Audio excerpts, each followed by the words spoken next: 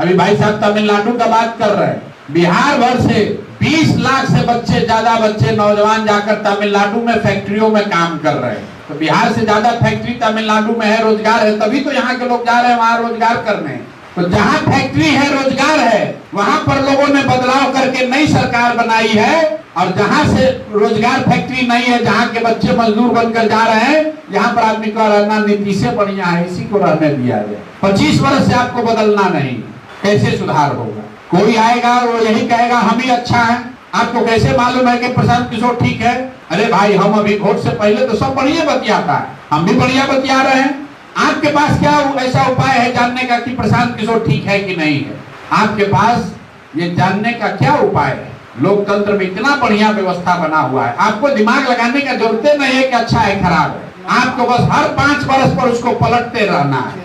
जो जीत कर आए उसको हटाइए। अपने आप नेता डर के मारे आपका काम करता रहे। 5 वर्ष कभी आप बैठ के सोचे भाई चुनाव 5 वर्ष पे क्यों होता है?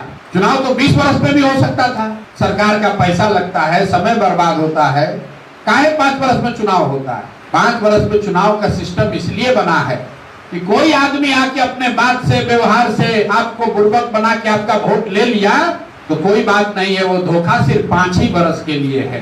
5 वर्ष में आपको पता चल गया ये आदमी धोखा दे रहा है, अब उसके जगह किसी दूसरे को दीजिए। आप क्या कर रहे हैं?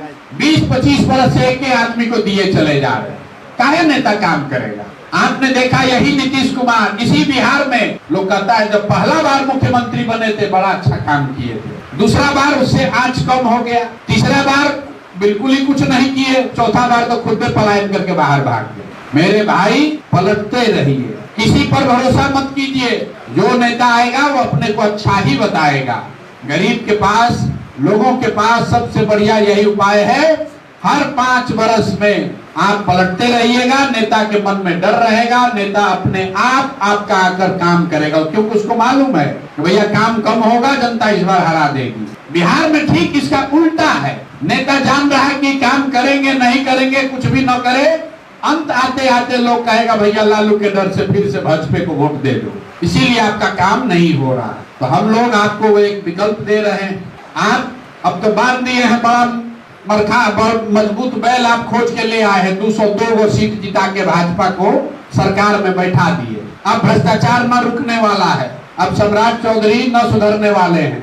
भ्रष्टाचार नहीं रुकेगा, शिक्षा नहीं सुधरेगी, रोजगार नहीं आएगा। आपके बच्चे और आप अगर आंदोलन करेंगे तो आप पर लाठी भी चलेगा।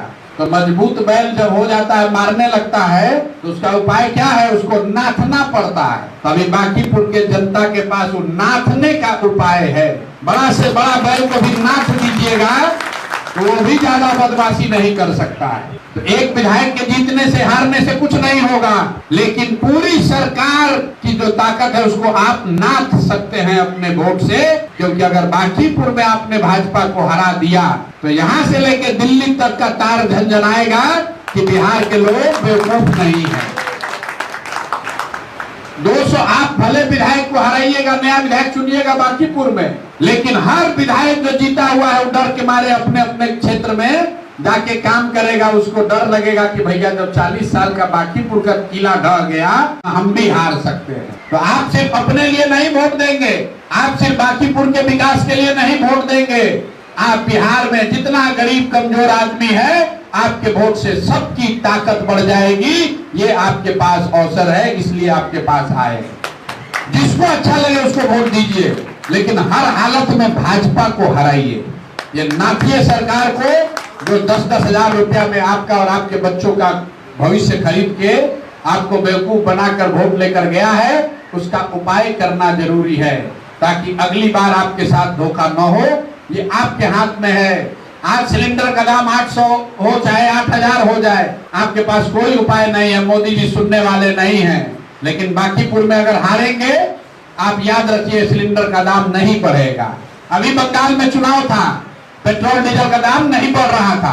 ईरान में लड़ाई तो मार्चे से हो रहा है, पहले कहा नहीं बढ़ रहा था। जैसे ही बंगाल जीता कि हर 2 दिन पर पेट्रोल का दाम, डीजल का दाम 2-2 रुपया बढ़ रहा है। भाई इतना पब्लिक को बेवकूफ बनाया जा रहा है। तो आप यहाँ बांकीपुर में हराइए, तभी आपका डीजल पेट्रोल का दाम रुकेगा, तभी आपके सिलेंडर की समस्या निपटेगी। तभी आपके बच्चों के लिए कोई चिंता करेगा, तभी आपके बच्चों पर लाठी नहीं चलेगी, नहीं तो कोई सुनवाई होने वाला नहीं है।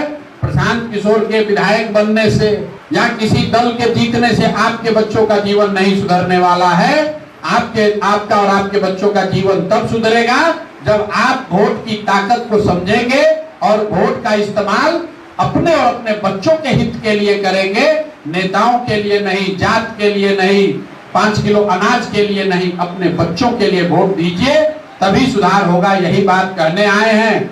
अच्छा लगे तो आप लोग बिहार को एक नया रास्ता दिखाइए, और ना अच्छा लगे तो एक बार और जिता दीजिए भाजपा को, तो फिर कोई सुधार नहीं होगा। फिर दोष मत दीजिएगा दूसरे को, आपके हाथ में चाबी है। अगर आप ठीक लगाइएगा, विकास का दरवाजा खुलेगा, जवाबदेही का दरवाजा खुलेगा। अगर आप फिर से गलती करेंगे तो अगले 4-5 वर्ष तक कोई उपाय नहीं है। सरकार बन गई है, अब जैसे मन होगा वैसे ही चलाएगा। तो आपके पास ये भगवान ने अवसर भेजा है, इसका सदुपयोग कीजिए अपने बच्चों के लिए, बिहार के बच्चों के लिए, बिहार को एक नया रास्ता दिखाने के लिए। आपका एक एक वोट मोदी जी को, भाजपा को, एनडीए के सरकार को ये बताएगा कि बिहार के लोगों के साथ जाति मत कीजिए, महंगाई भ्रष्टाचार पर अंकुश लगाइए, आपके बच्चों के लिए पढ़ाई रोजगार की बात कीजिए।